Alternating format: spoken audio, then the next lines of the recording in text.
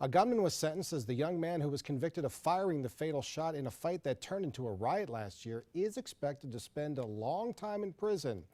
As 27 First News reporter Jerry Ricciuti tells us, what started as a feud between two teenagers ended with two families shattered. The prosecutor handling the Winona riot and shooting from a year ago in Youngstown admits he doesn't believe the trigger man that day ever intended to kill anyone. But he took a gun.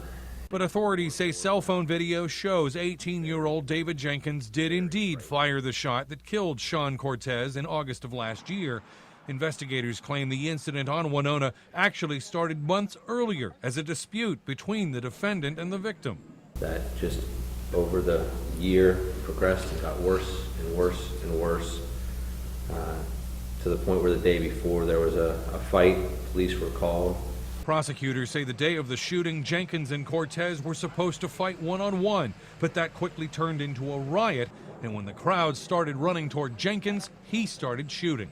And if I could take it back, I would. I hope they find it in their hearts to forgive me. I know that's going to be hard because at times I find it hard to forgive myself. I do know that a fist fight that has as a component a gun is why we end up where we are.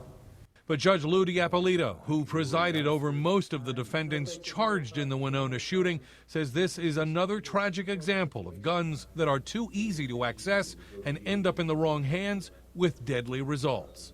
A split-second decision is why we're here.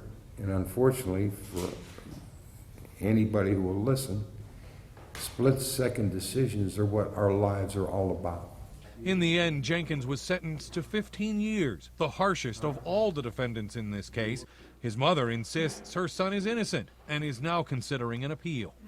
In Youngstown, Jerry Ricciuti, WKBN 27 First News.